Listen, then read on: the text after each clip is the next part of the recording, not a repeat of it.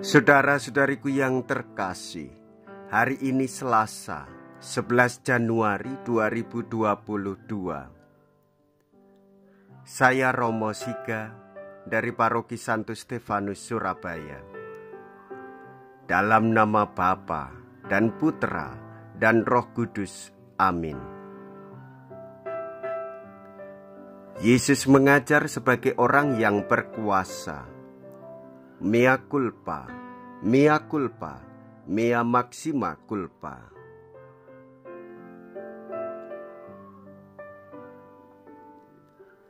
Marilah kita berdoa. Allah yang Maha Kasih, Engkau telah mengutus Yesus Kristus Putramu untuk mengajar kami. Semoga berkat pengajarannya yang penuh kuasa, kami semakin terbuka dan memusatkan perhatian pada sabda yang akan membawa pengudusan bagi hidup kami.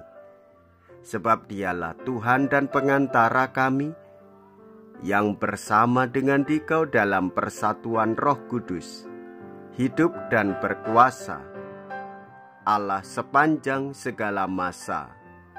Amin.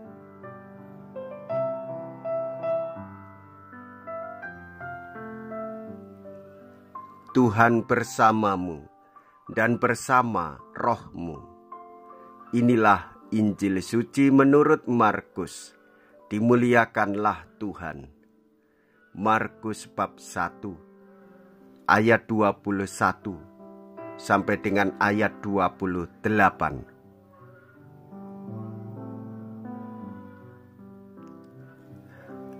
Pada awal karyanya, Yesus beserta murid-muridnya tiba di Kapernaum. Setelah hari Sabat mulai, Yesus masuk ke dalam rumah ibadat dan mengajar.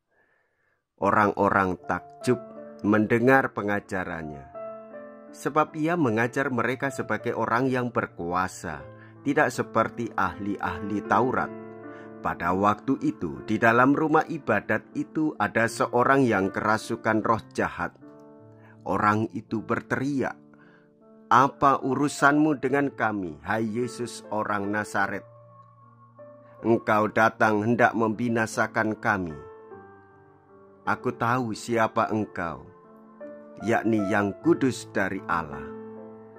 Tetapi Yesus menghardiknya, katanya, "Diam, keluarlah daripadanya." Roh jahat itu mengguncang-guncang orang itu dan sambil menjerit dengan suara nyaring ia keluar daripadanya.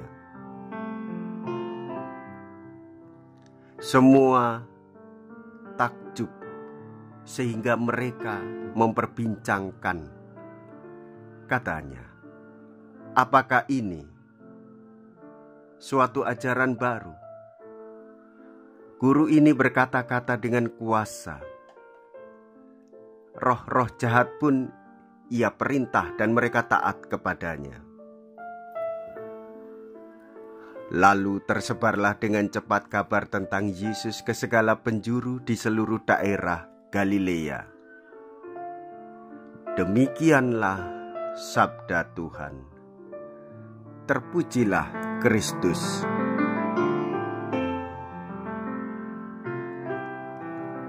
Yesus mengajar dengan penuh wibawa. Dialah sabda yang hidup. Kekuasaan jahat pun mengakui Yesus sebagai putra Allah. Kuasanya mengusir roh-roh jahat, tetapi Yesus masih mau menyimpan rahasia mesianismenya.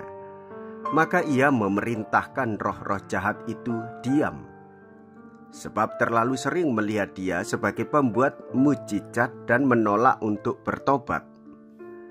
Memperhatikan kehendak Tuhan mesti dilakukan setiap orang beriman. Inilah perbuatan dan perjuangan lanjutan dari perjuangan Yesus, bahwa setiap perjuangan untuk mengutamakan kepentingan Allah akan berlawanan dengan kuasa jahat. Perjuangan melawan kuasa jahat itu dilambangkan dengan pengusiran setan. Melalui Yesus kita percaya. Di dalam Yesus kita percaya.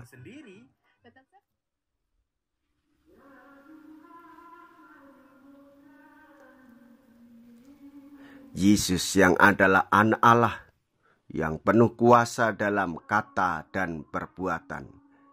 Ia mengusir roh-roh jahat, dan kita semakin yakin di dalam kuasa-Nya.